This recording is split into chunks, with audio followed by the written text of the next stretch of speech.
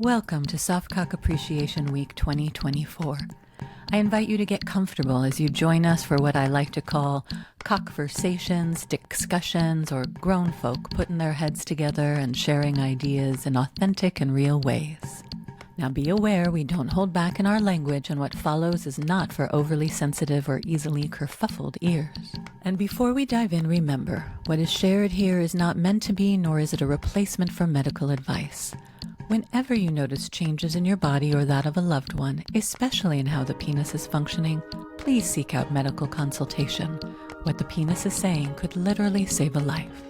Thank you for supporting us. If you take away something useful from this, please let us know. Write a review, spread the word, and keep coming back for more. Are you ready? Let's do it. Hello, everybody. I'm Erica Leroye, your hostess for Soft Cock Week 2024. And I am so delighted today to have with us a very special person, someone that I have really grown to just appreciate and adore over this last year of knowing her, Aubri Lancaster, Brishi, who is here with us today to talk about asexuality, aromanticism, and expanding our ways of thinking about sex that might be different than what you've considered thinking about before. I know that Aubri has really changed the way that I think and the way that I work with people. So it was really important for me that we bring Aubri into the conversation this year as a vital element of the overall conversation about soft cock appreciation. Aubri and I met through Michelle Renee's Intimacy Pros group, and I have really enjoyed everything that she's brought to the group. I've attended some of her amazing, or I've been privy, I should say, to watching some of her amazing webinars and working with some of her worksheets. I'm really excited for people to get to know Aubri's point of view, and be able to consider Aubri as a member of a care team and as a vital resource for individuals and couples who are watching and listening and participating with us. So, Aubri, would you tell people first and foremost a little bit more about what it is, who you are, and what it is that is your passion and what you bring to the world? Yeah, so I'm an ASSECT certified sexuality educator with a focus in asexuality and aromanticism, and that's starting out in the sexuality field in 2003, doing in-home adult toy parties, which I did for 16 years, and I still do on occasion. But when I finally came to understand the language of asexuality in 2020 and how much that had been a massive part of my journey and not having the language to understand that, I realized that the sexuality professional field needed this information. And so I kind of shifted my focus and have been building up workshops and trainings around this, geared heavily towards sexuality professionals, but the general field. And I do a lot of my free work on Instagram. Great. And we will make sure at the end that you give everybody ways to find you, get your handle, find ways to work with you. I know that you are really generous in the way that you share information with people and make your work accessible. So before we dive into it, I know that not everybody resonates with the word cock. That is part of Soft Cock Appreciation Week, and just wanted to check in and see if there is language that you prefer or that you're more comfortable with as we're talking today. I don't know if it's kind of a superpower of being asexual in the sexuality field, but everything is a little uncomfortable to me. So, I'm kind of not uncomfortable with any of it because I'm just kind of used to being a little uncomfortable. Hey, that's so real. Thank you. Thank you for that honesty. That's so great. Wonderful. All right. Well, then let's dive in. So, one of the reasons as I was planning out Soft Cock Appreciation Week this year and kind of looking at, the quote unquote curation, a lot of the decision making around who I wanted to bring into the conversations is really based on what my experience has been over these last 12 years working predominantly with men, and generally cis men, and hearing their stories, because they're coming to me really with this, what else is possible for me if I'm struggling with my erection showing up, right? Or so it's really that getting and maintaining, or I have rapid ejaculation. And over the years, I have more and more, as asexuality has come into my frame of knowledge, which, is, as a sexuality educator, I feel like it's still so relatively new, and the resources are I'm still just discovering them. But there have been a number of times where, when someone is telling me their story, the story of their life, I'll hear things like, I've never really been interested in sex. It's not really that important to me. It's not really the way I communicate, but I feel like I should be doing this, that there's kind of a should around it. And that the more I listen to the story, more and more the question arises for me is, is this actually an erectile function thing, or is this is this something that is maybe more around being on the asexuality spectrum? So, but I'm sitting at your knees on this one. I'm sitting at your feet today because, all I can do when I come up with that experience is say, this is something that exists, and here's some ways to check it out. But for the people who are participating and watching and listening this week, help us understand and get a general overview of what we're even talking about with asexuality as a possibility for people, and a truth, I guess I should say. Yeah. I always go back to the fact that language is a tool, and labels are tools to help us communicate our needs and boundaries and define community. And so if somebody finds this language useful, then they can use it. You are the final arbiter of your labels. You don't have to prove anything to anyone. So if using asexual as an identity term is useful, then use it. Getting into how people relate to asexuality, one of the more predominant ways is through that framework of sexual orientation. And, we have this understanding culturally of sexual orientation as kind of being this continuous building block of this response to heteronormativity, and focusing on gender as a primary component of who you are attracted to, with this big assumption that you are going to be attracted to somebody, and that attraction is going to include sexual, romantic, and emotional elements. And asexuality steps in and says, well, maybe we're not attracted to anyone, or maybe gender isn't the primary component of how we form relationships. Maybe sexual attraction or romantic attraction are not present, or are not as important as other ways of being drawn to people.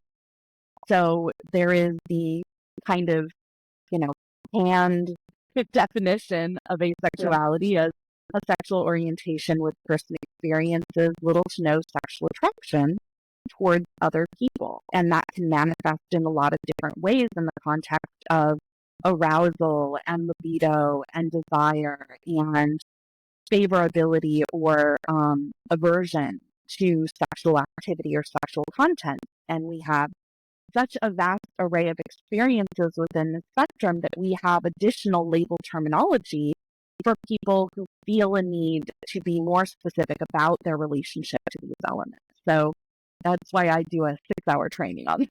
Getting into some of the nitty gritty there, let's talk first, like in a couple dynamic, right? Because again, sometimes what comes to me is, either, there's like this, the couple is saying, we're supposed to be having sex as part sex, physical intimacy as not even physical intimacy, right? Because we can talk about how that can look like a whole bunch of different things. But there's this thing called sex that people think they're supposed to have in order to somehow validate that their relationship is okay. Yeah. Right? That they can that many people take that as a barometer. So then, when there's a a difference. What's the term? I'm losing my terminology. Yes, when there's desire discrepancy. Thank you. Which is, for those who don't speak all of this language, one person has a different desire than the other person, right? With different levels, different kinds, but that we're not, the way that we turn on and get down isn't necessarily exactly the same inside of our couplehood or throuple or whatever we're in. But people can take that as, then you're not attracted to me, something's wrong with me. Like, some people take that as that if we're not paired in this, then that means that you don't want me, right? That's a very common response. Generally, I see that more, maybe I'm biased because the population I work with, but I see that more as something that the female identifying partner takes on, right? But at the same time, I have seen, plenty of, male identifying partners who say, my wife or my partner, maybe only wants to have sex once or twice a year, and I'm feeling very demoralized about that. So gender it's not really about the gender, it's really about the, how do we know inside of this if maybe what we have with this other person is that it's not personal, but maybe their identification might be more along this asexual identity. And how would we start to parse that? And then how do we become more compassionate and available to the person that we're with, or the person that we may be realizing we are? Yeah, there's a lot to unpack there. So Yes. I think it's important to acknowledge that within a gendered society, this is a gendered experience, because within the way that sexuality is set up, at least in America, where I live, that I can speak to, women are expected to be sexually appealing for their partner. So if a man is not sexually attracted to his wife in that heterosexual dynamic, it's her fault. She has not been sexually appealing enough. Similarly, if she is not sexually attracted to her heterosexual partner, that's also her fault, because she has not done what she needs to do to access and bloom into reality her sexual desire. So either way we slice it, there is this invisibility of the experience of a heterosexual man not being sexually attracted to a woman because of his own orientation, rather than something in her. So that's very, very difficult to unpack. And I think it's one of the main reasons that we have so many fewer men identifying as asexual. Similarly, how we connect masculinity to sexuality sets it up so that a man who does not desire sex is demasculinized in that context. So we have a lot of layers that are heavily gendered. When we step out of the should, we can look at the fact that some people experience sexual attraction and some people don't, regardless of gender. And there's many different types of attraction that can also get confused and conflated in here. One of the biggest ones being aesthetic attraction, the feeling drawn to how another person presents themselves, how they dress themselves, how they style themselves. We have this assumption that aesthetic attraction must only be about innate physical characteristics. But there's so much more to aesthetic And you can appreciate somebody's aesthetic presentation and deeply appreciate it without it necessarily being a sexual experience. We often can recognize this when we are appreciating the aesthetics of somebody who is of a gender that we are not expected to be sexually attracted to. But when it's everybody, that can be very confusing because, well, yes, I can appreciate the aesthetics of somebody else and it not be sexual. But when we're told it's supposed to be sexual, where do you go with that? Where do you go with that? That's a good question. When it comes to identity formation and realizing asexuality, some of it really leans into a concept of compulsory sexuality, the assumption that everybody wants and needs sex and is defined by some kind of sexual attraction.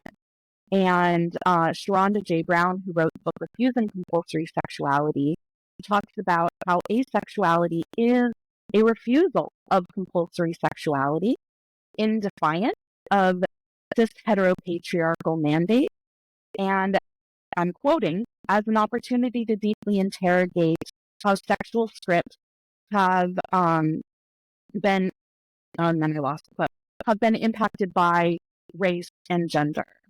So there's a lot there.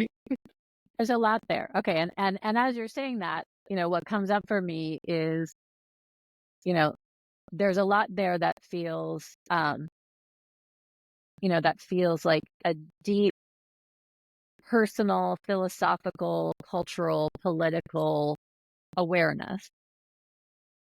And I'm not sure that, again, in the experiences that I've had, that's necessarily how what is kind of driving some of these men that I'm seeing, right? That it may that what's coming up is more this, I've just I enjoy my partner, we raise our kids well together, we have a happy life, but sex has never been important to me. Going back to being in middle school when all my friends were talking about sex and they were getting excited, and that wasn't really ever anything, that was exciting to me. I don't really feel feelings in my body of arousal. I go through the motions because that's what I feel I'm expected to do, but it isn't really something when I don't feel the turn on. And in my work, sometimes when that comes to me, that's the work we do is is there a turn on? Let's discover those turn ons. But there does come a point where it feels like, oh, maybe this is who you are. But is this asexuality? I don't know. That's why I'm coming to you. So regardless of orientation, we can make space for somebody to just not want sex and to help them to decenter sex from what is expected out of their relationship and focus on non-sexual pleasure and intimacy to fill that space to create that connection that they're looking for. On the sexual side of things, for those that do feel a pull toward engaging in sexual activity, the question needs to be asked, do they want that in an interpersonal context, or do they prefer solo sex? Because when solo sex is heavily stigmatized in our culture, the idea of preferring that, especially if they are in a coupled relationship where the other partner wants sexual activity, to say, I do want sex. I do want a full, embodied, intense sexual experience alone. That's really hard to say. That is a difficult space to be in. Oh, go ahead. Yes. No. What are you going? No, I was going to say, and is that something that would be considered within an asexuality spectrum, or that could be anybody? So if we look at asexuality as a sexual orientation that is not oriented in any outward direction towards anyone else, we can see it as a self-contained orientation where one's sexuality may be within that solo space. So if the expectation is that the person needs to figure out how to feel sexually towards another person, that may be a really big challenge. They may feel that only within a solo capacity. So if the questions are all, well, who do you fantasize about when you engage in solo sex? Or who, what would your ideal partner do or be like or look like? None of that is going to be very meaningful for somebody who doesn't experience interpersonal sexual attraction. So a better question might be, what feels good in your body? What helps you to access sexual arousal in your body? Do you experience sexual fantasies at all? And if they do, again, it may not be an interpersonal sexual fantasy. It may be about solo sex. It may be about receiving sexual pleasure without really it being about who is giving that sexual pleasure. It may be about giving sexual pleasure without receiving in return. It may be a fantasy about other people having sex where they aren't part of the situation, so there's a disconnect between their own involvement in whatever it is that's creating the sexual fantasies, such as porn or erotica or just, a mental story about other people having sex.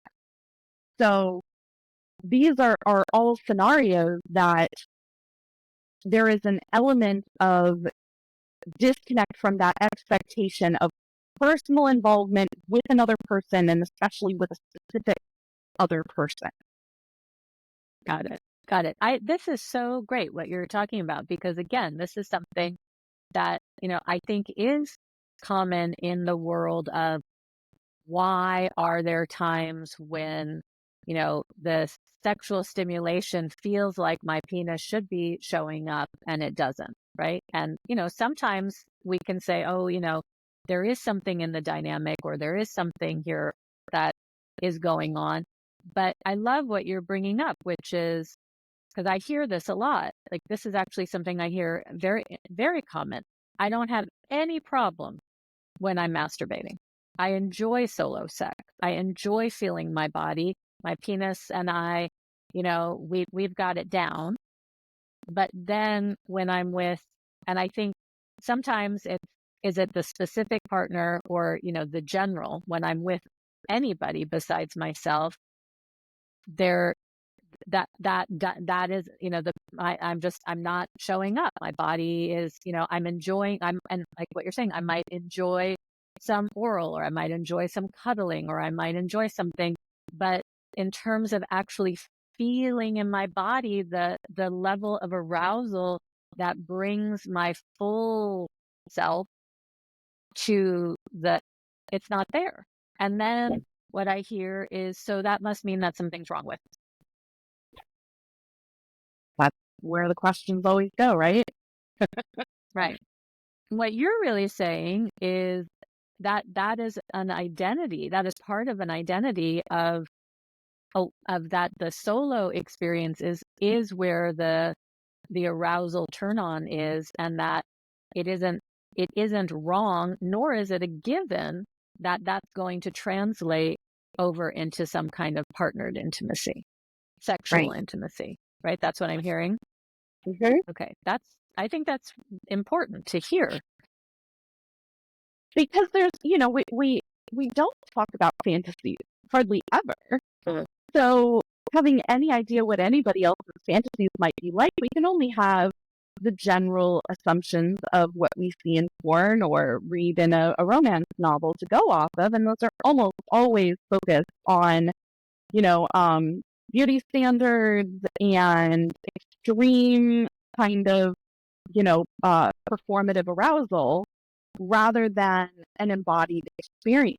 When I've looked at erotic stories online, so much of the story is talking about why the person is turned on by the other person's body.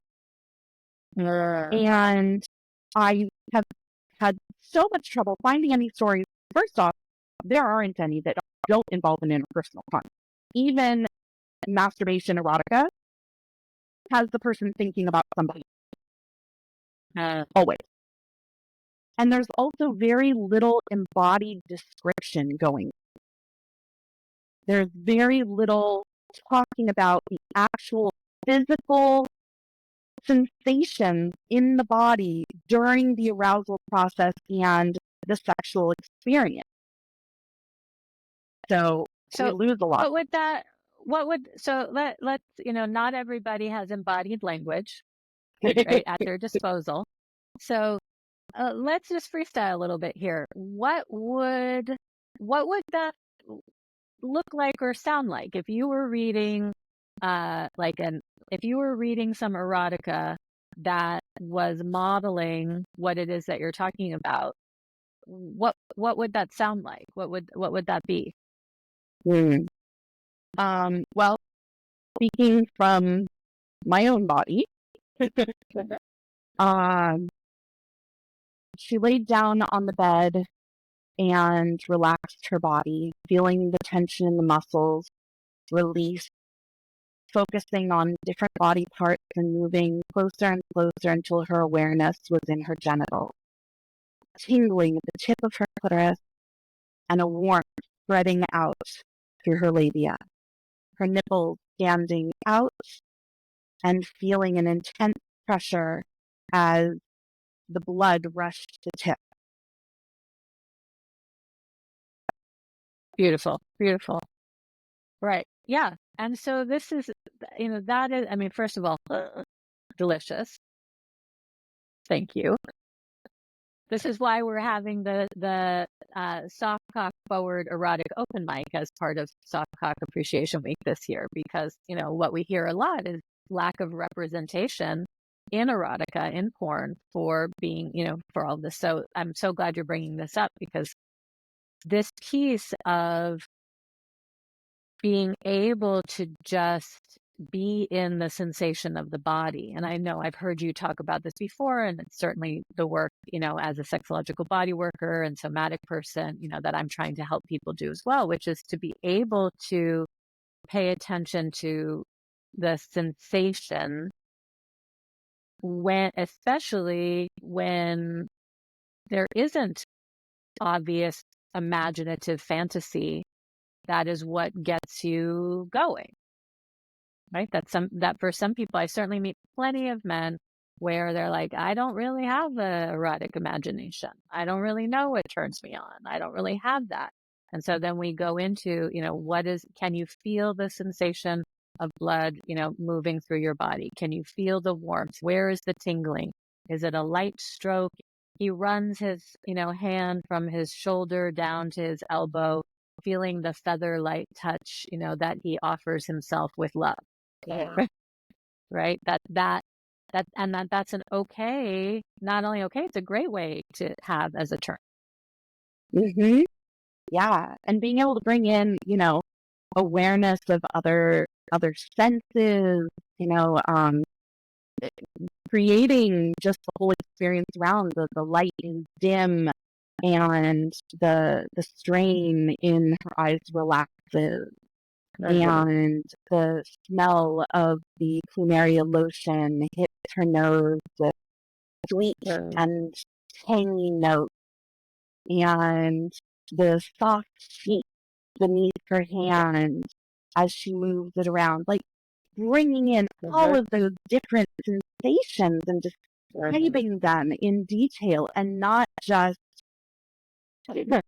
he stood there thrusting with his giant cock, standing at attention as if that's the only thing anybody would ever want. And but it's not. Like, that is just a single type of body experience. The other ways that bodies can experience touch and pleasure, if we're talking about the soft cock and, that feeling of the skin that with folds and layer, and the softness that fills her hand and that feeling around for the gentle little tip guiding in the way. Yeah. There's so many Right. other ways we can approach these things than to just go to these pornographic, singular ideas. They're not even ideals. They're just ideas. Right. I mean, they're what they are is they're easy to film. Sure. So they're easy to film and they're easy to describe because people have seen images, and so it's easier for a lot of people then to connect to the imagination of it because it's what's out there. But, that's part of what we're trying to do here is expand what that there's so many ways that we can be touching, that we can be connecting, that intimacy can be happening, that doesn't necessarily have to have a sexual charge. I think also what I hear often is, if my partner and I aren't having sex, we're also not necessarily having any physical intimacy. And what I'm craving, even if I'm not like driven by my penis isn't driving me to sexuality, I still would really like my partner to, caress me, hug me, tell me that I'm loved, tell me that, I'm cherished and valued. But, for a lot of men, being able to say, these are my desires and needs around some softer vulnerability is also a piece, that is not necessarily culturally supported. And so and I think that may be a little bit of this question too, of then, where does that put me? Where does that put me as a man when you were talking about, masculinity? Where does that put me as a man if what I want isn't to, rail someone, Yeah. that And as that a wouldn't woman, even do I it. can't service someone. Right. Right. So again, like there is so much more to explore outside of, penetrative sex. If the person is still really looking toward a sexually arousing experience, then yeah, what are the parts of the body that they find, exciting to touch? And we have to step away from these assumptions about what we're supposed to like and start to really, again, get into the body. What kind of touch do you enjoy? And not just like what turns you on, but also what do you just enjoy feeling in your body, either alone or with another person? And if we're taking sex off the table, sexually arousing activities off the table in general, then we can focus on all of those senses in a non-sexual context. How can you engage in a sensually stimulating and, engaging experience, again, solo or with another person, that brings in all of the different senses and the pleasures that we experience with our body, and then asking the question, what does pleasure even mean? And I really like how Emily Nagoski presents it, that, the difference between pleasure and desire. Pleasure is enjoying, desire is wanting. Pleasure is satisfaction, desire is dissatisfaction. So what feels satisfying in your body? Where do you get to a place where you are present in your body and enjoying, not anticipating, not building towards, but being?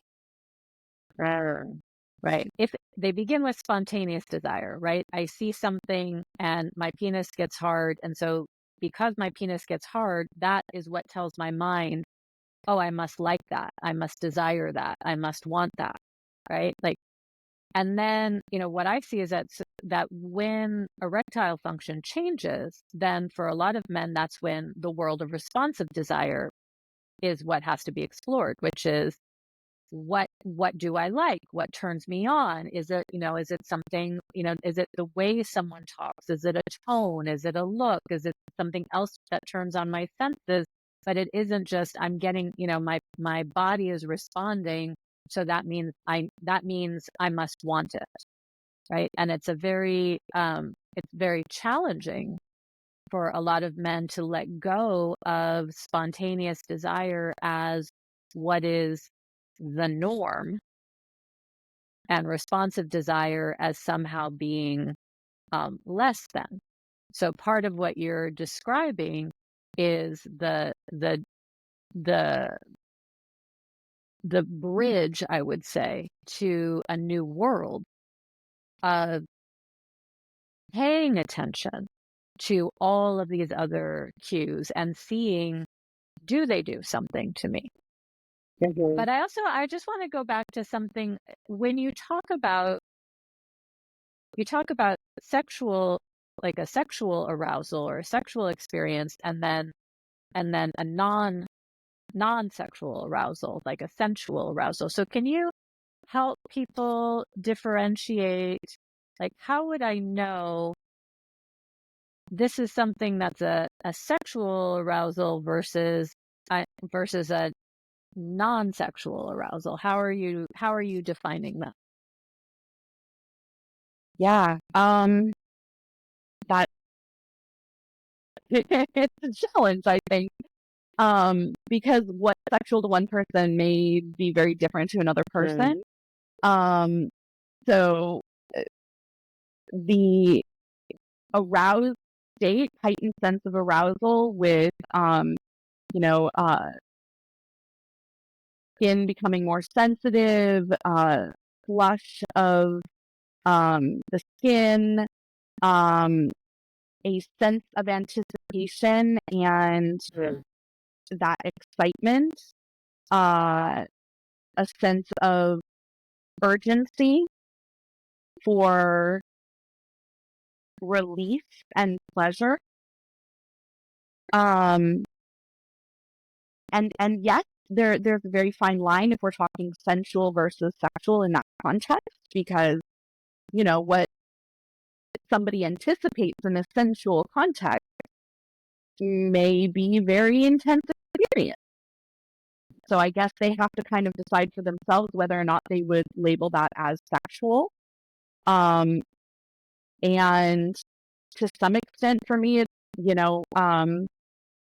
there is still a genital engagement of sorts. And so that's a big part of kind of what makes it more sexual to me. If there is, some sort of a genital response, even if it's not like an aching full blood response, but more of an awareness of a desire for sensation specifically in that region that is heightened by touch in other places. Whereas for sensual touch, for me, I'm not really engaging with my genitals at all. I'm not really thinking about them. And I say this thinking about like cuddling. I can enjoy cuddling. And if I do get any sort of a genital tingle, it's a lot easier for me to push aside and just be present in that cuddle, because there's also no urgency in that cuddle. There is more of a relaxing and a being present. But again, thinking of other sorts of pleasures, thinking about food, there can be a bit of a sense of urgency, like, oh, I have this donut, I just want to shove it in my mouth. But I'm not. I'm going to take teeny little bites and I'm going to savor it. So there is an urgency there, but I wouldn't call it a sexual urgency. At least not for me. And, these things can be messy and blurry and, it doesn't have to be a clear delineated line. Beautiful. Thank you for saying that, because I think especially in the world of logical minded men, they want to have a very clear, this is the way that it goes. I'm going to step back a minute into that kind of mindset and circle back to a little bit more about, like, are there ways when you're helping people get a better frame and understanding of where, what their relationship to asexuality may be? Are there questions that you ask or you encourage people to ask themselves that help them find those answers, right? Because again, there's a lot of overlap and blurriness, right? Is it that I'm having I'm having a really stressful phase of my life, and so my libido is low, and and you know is that does that mean I'm asexual overall, or does that mean I'm having a stressful year and my libido is low, and maybe this is going to change? And so then, like, where is the place where, like, inside of all of the different, could be this, it could be this, it could be this, that would be helpful for someone to be able to say, okay, here's some things I could be asking myself to help me parse out, is asexuality really what fits and how I identify? When your libido is up, is it directed at other people? Does it draw you towards sexual activity with another person, or does it just encourage you towards more solo sex? That's one way to look at it. Another way to look at it is, again, if this language is useful for you, you can use it. And you don't need to have a definitive asexual identity in order to just not want sex. So if I were to say you never ever have to have sex again in an interpersonal context, you can have all the solo sex you want, but you never ever have to do it in an interpersonal context again, do you feel a sense of relief? Or is that distressing in and of itself? The thought of never doing that with another person, is that distressing? And is it distressing because you think your partner is going to be upset about that? Is it distressing because society said you're supposed to want that? Or is it distressing because you're like, no, I really do want that, and my body's just not doing what I want it to do? If it's relief, if it's, oh my gosh, that would be amazing. I could have my relationship, have love and happiness and all of the other things I value in my relationship, and never have to have interpersonal sex. Oh, that would be amazing. Then that in and of itself is enough to decenter sex, at least for however long you have that feeling. If there's this constant pressure to engage in sexual activity and you don't want it, but you're showing up and you're performing for somebody else, and you have that option to step back and say, no more sexual activity. We're going to find so many other beautiful ways to connect, to find intimacy and pleasure in our relationship that don't involve sexual arousal. If that sounds amazing, then do that. Okay, I'm going to come back to that, but I want to ask you another clarifying question, which is, so asexuality isn't, I have no desire at all. What I'm hearing you say is that, because, and again, let me give an example. So sometimes what I hear is, I don't enjoy masturbating. I've never enjoyed having sexual activity. I don't like it with myself, and I don't like it with somebody else. It's just not something my body, those sensations, the sensations that you and I were like riffing on as enjoyable, those don't do it for me. I don't like the feeling of blood rushing to the tip of my penis. I don't like the sensation of my penis swelling. I don't like when my nipples get erect. I don't like the feeling of this, that none of this is pleasure. Yeah. That is not by definition asexuality. Is Oh, that it what I'm hearing you absolutely say? is. It absolutely is. Okay. So I do not do myth busting of asexuality because we are already defined by what we don't experience. So when we put on layers of it's not this, all we're doing is pitting one part of the spectrum against another.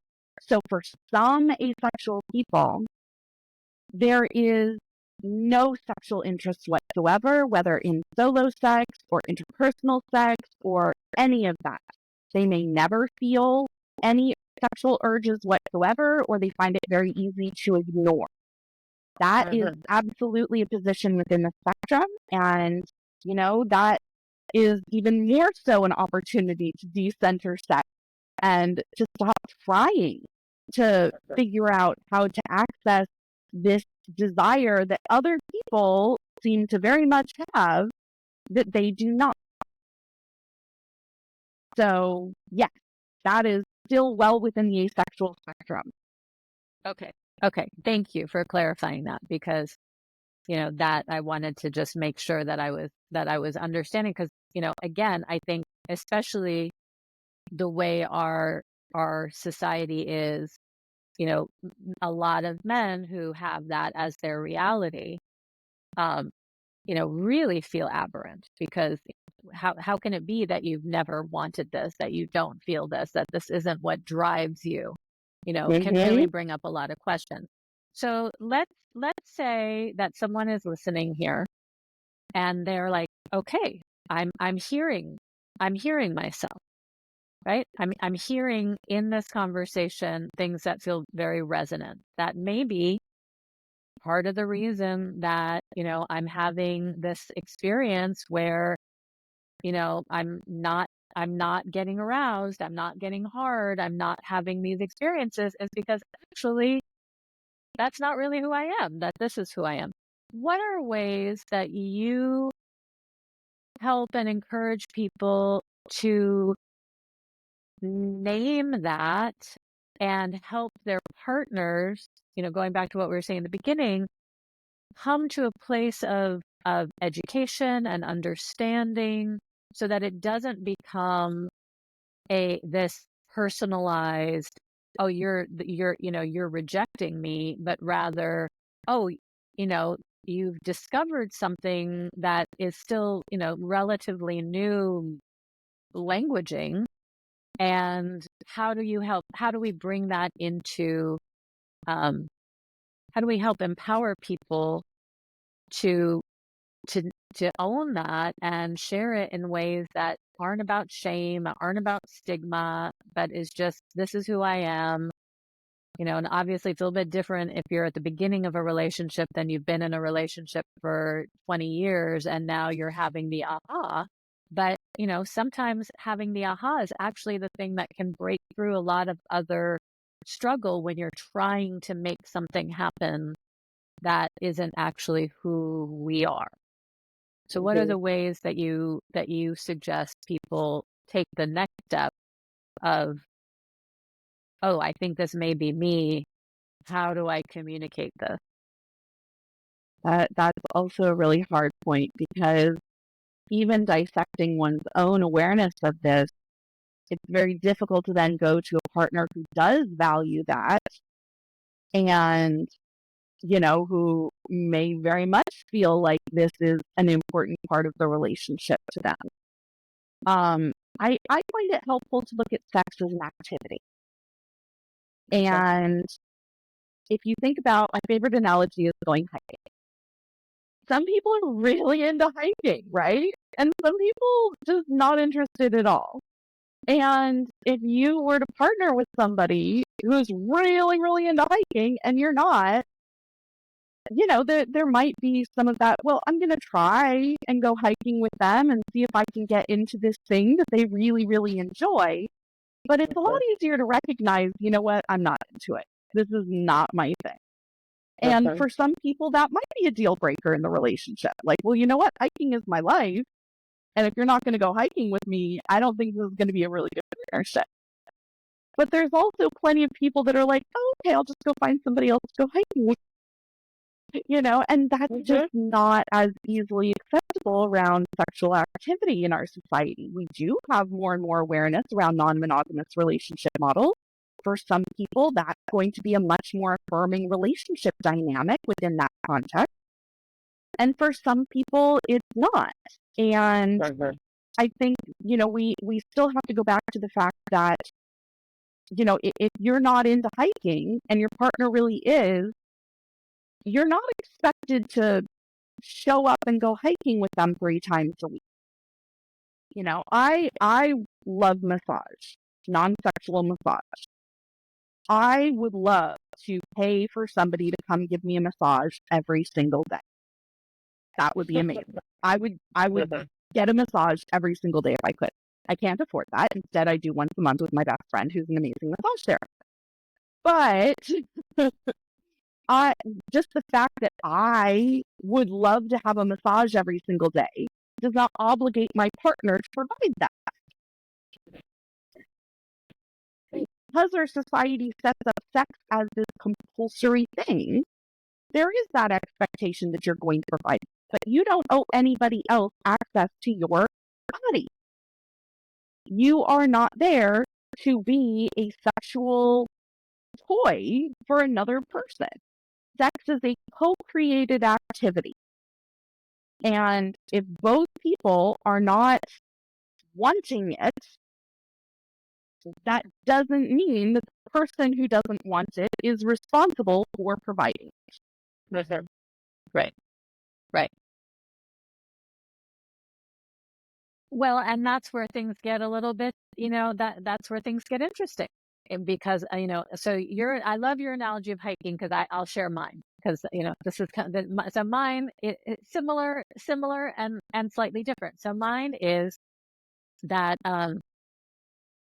some people like watching football, right? They like to watch football. I like to go to the art museum.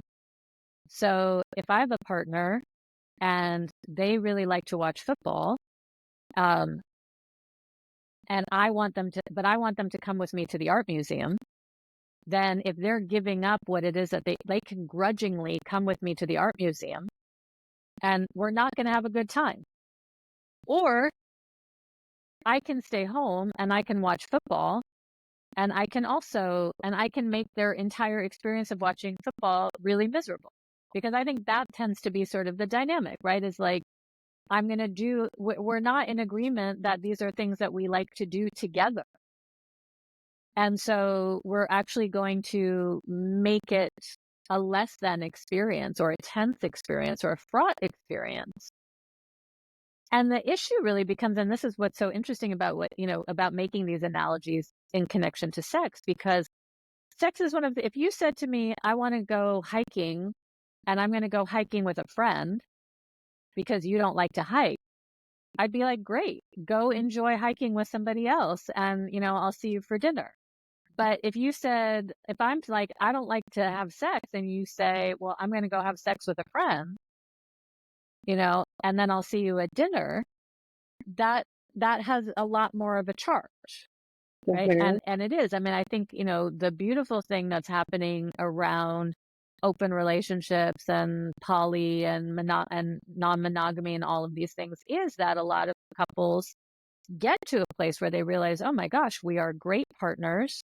We keep a great house together. We raise our kids together. Our finances are all mixed up together. Like, all of this work, but we don't enjoy the same things around sex or other parts of relationship.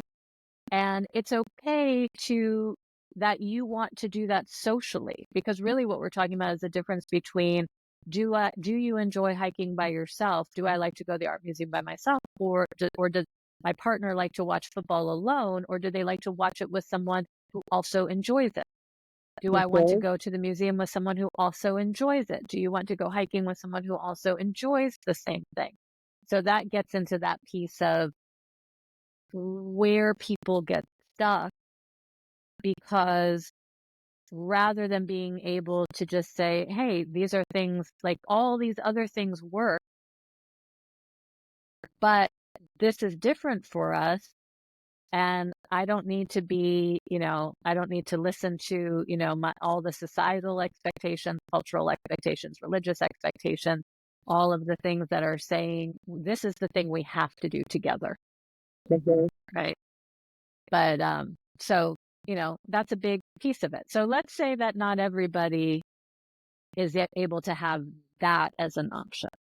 Okay. So we're still going to stay inside of the relationship How would I'm a man. I am feeling like, you know what? I listened to Erica and Aubri and, I, either I really only like having sex with myself, or it just sex really isn't my thing.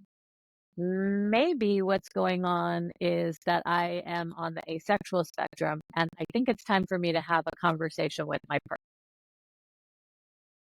What do I say?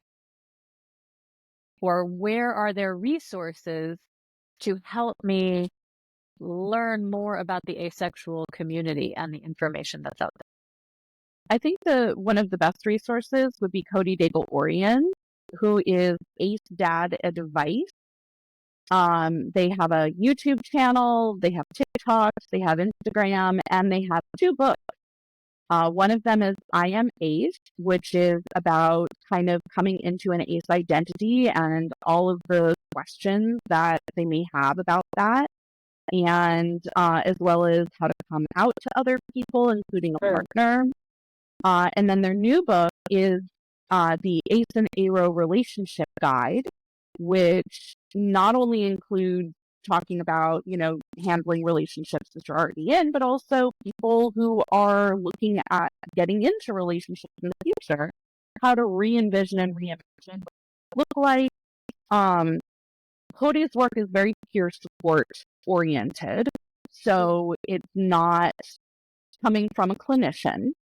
So it's very conversational, very personable.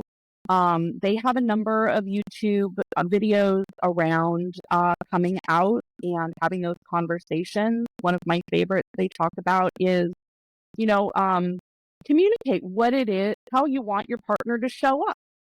Tell them what you expect of them in the conversation.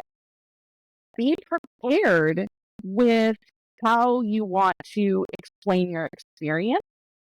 If you need help figuring that out, then, that could be something you could engage directly either with Cody or myself to kind of piece out, what is it that you actually want?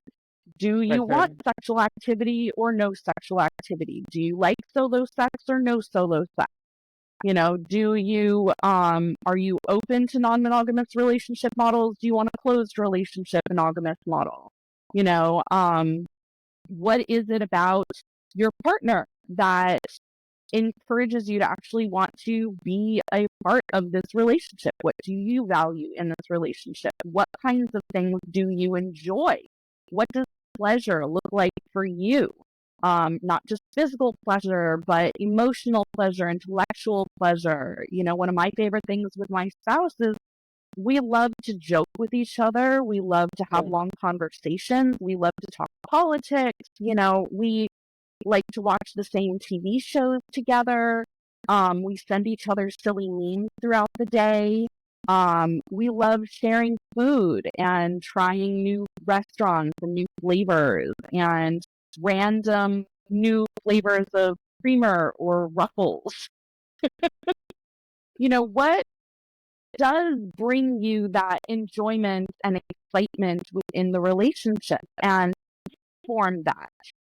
Talk about all of the things that just mean so much to you within that relationship and why you value that relationship. Because if we're told we're supposed to value sex as the most important thing and you don't, there is that question, am I saying you're not the most important thing? No, I'm saying sex isn't the most important thing.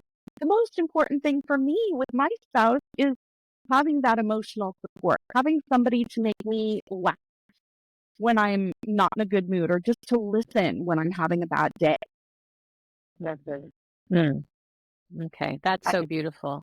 No, I mean, that's so, one of the things that I love about what you're saying is um, you know, sometimes what I see happen is when sex isn't part of a couple's relationship, that what is missing in the relationship is oxytocin, right? Is the Mm, trust, love, bond hormone.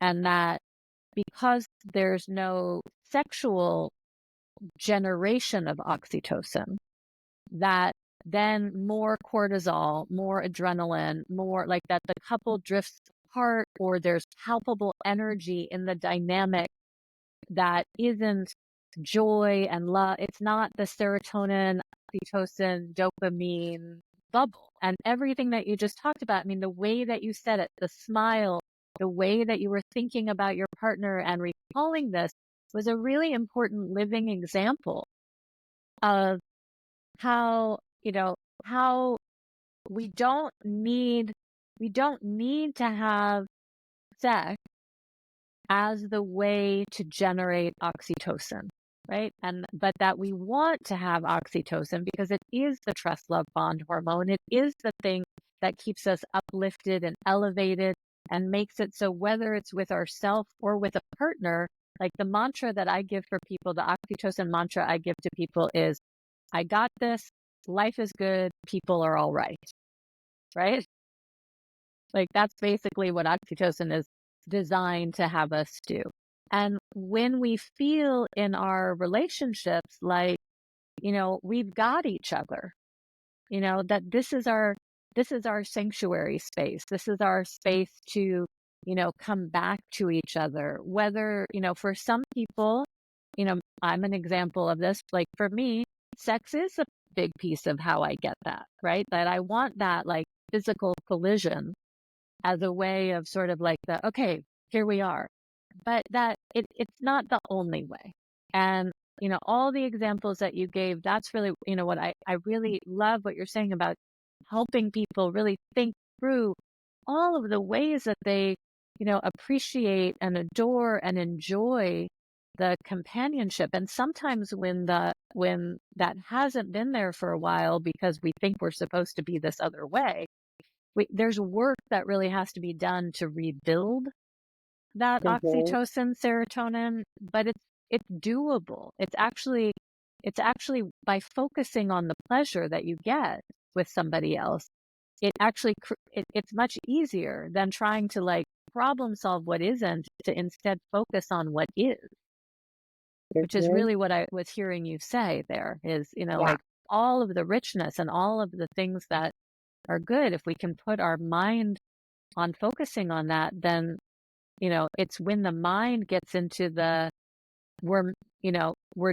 something's missing, and what I'm really hearing you say in this is it's a reframe around, what if it's not missing, what if it's just not centered, or what if it's just not that important, and so then what else, what are all the other things, just like what we talk about with soft cock appreciation week.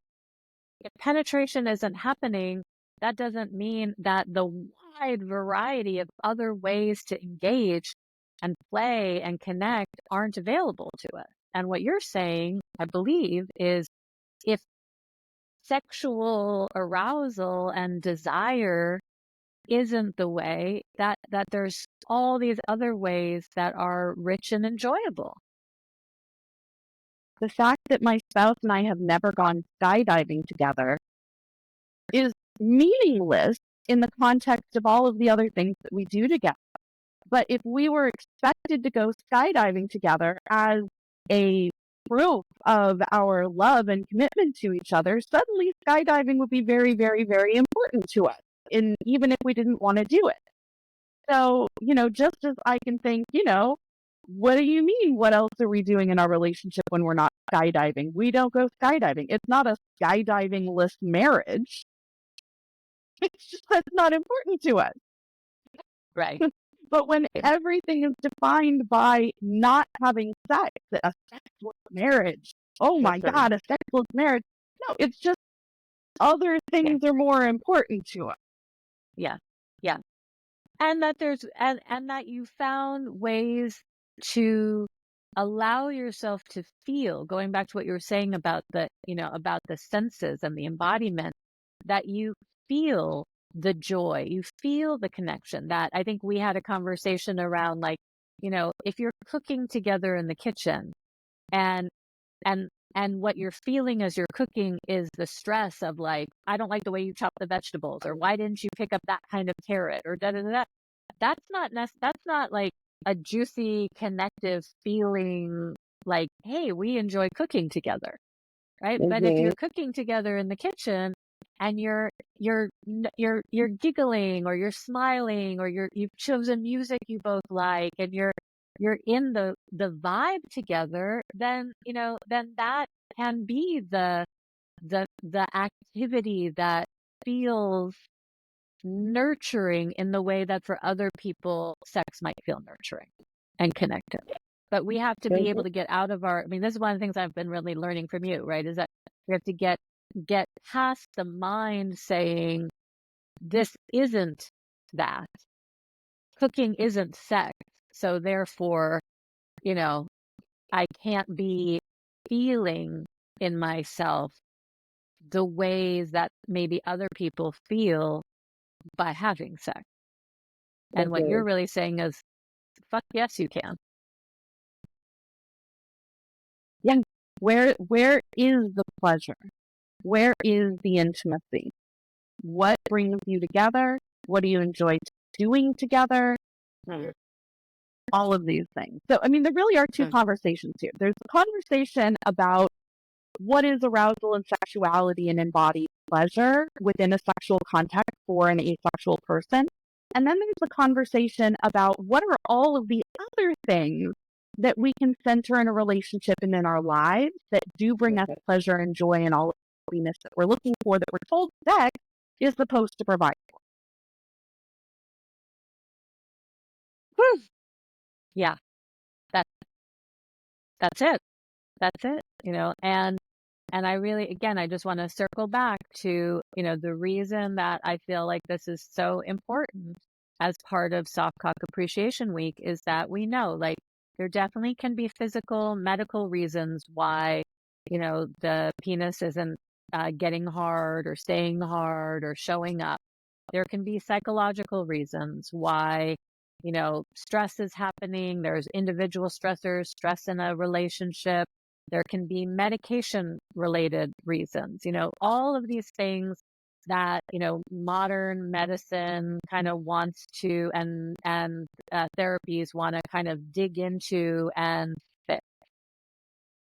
And then there may be, other reasons that are still, people are just starting to talk about. And this element of, is this even something that I want? Do I want it with a partner? Do I want it with myself?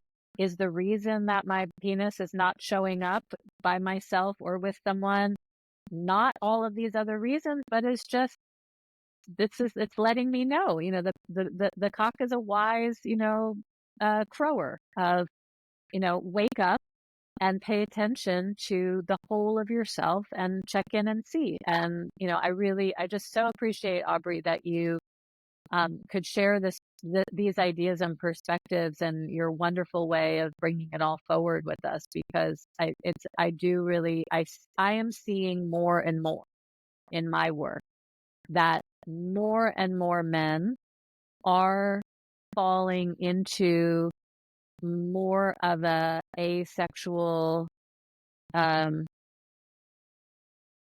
don't know if it's an identity, but the stories that they're bringing me of their life and their why, really, this is what really is resonant. And when I start to name, maybe it's this, there can first be a little panic and fear, right? And then I see, a relief. And I think, that's something, when you said one of the ways to check in is there a sense of, of relief and release? I'm seeing that more and more, that the expectation that we put on boys becoming young men, becoming older men, to have this supposed to be their guiding principle and guiding light, isn't necessarily what actually is true for a lot of men. And the more that we, a lot of soft cock appreciation is appreciating that, most of the time men are walking around soft, and that if we can create space in our hearts and in our minds, and in our spirits to, create some space to appreciate the softness that is men, that maybe that will be part of, that's part of the healing for all of us, the genderless healing that we all need right now. Yeah. And I know you're a mom and I'm a mom of boys. So, we're doing that work too. And if I might just come back for a second to something you said there about, there being these other potential causes, medical causes and all of these other potential reasons, there can be asexuality and those things. And you don't have to rule out either of them to just not want. Yeah. And ultimately, if you don't want it, it's okay to not keep trying to make it. Yeah. Thank you for saying that. And I guess thank you also for saying that too, because, if you haven't yet ruled out that there is something physical, that's helpful to do, right? Because if the penis is letting us know there's a blood flow issue that could be predicting heart disease or diabetes or prostate cancer, it's always good to rule those things out and then look at these other pieces. So, you can have both, you can have one or other, but, thank you for bringing up that they're not mutually exclusive so that people don't think, well, this is maybe what's going on, and then not take the steps of further investigation. So I appreciate that. Right. A lot of it has to do with the goal. If the goal of treatment is to become intensely sexual and move into that heavily sexual space, then that still focuses on that compulsory sexuality element. You can have the goal to make sure that, you don't have heart disease and that your body is functioning the way that you need it to function to live a healthy life without it still needing to be a form of fixing the sexual component. Exactly. And certainly a lot of the work that I do with men who are in this asexuality spectrum, when we're doing masturbation coaching, that is what we're focusing on, that, that this is just for health, right? That this doesn't have to be, let's just get some masturbation happening. And how do we find the way to make it just about your physical well-being so that, you're getting some prostate health, you're keeping some blood flow going, but that it's just part of your gym routine if that's where it needs to be. And it doesn't have to be about your fantasies and your sexual arousal and all this part. So, that is a way that things can flow as well, so that there can be the health component and it doesn't have to be about sex component. Yeah. Okay, Aubri, how can people get more of you? Please share with us all of the ways that you work with people and how they can get in contact with you.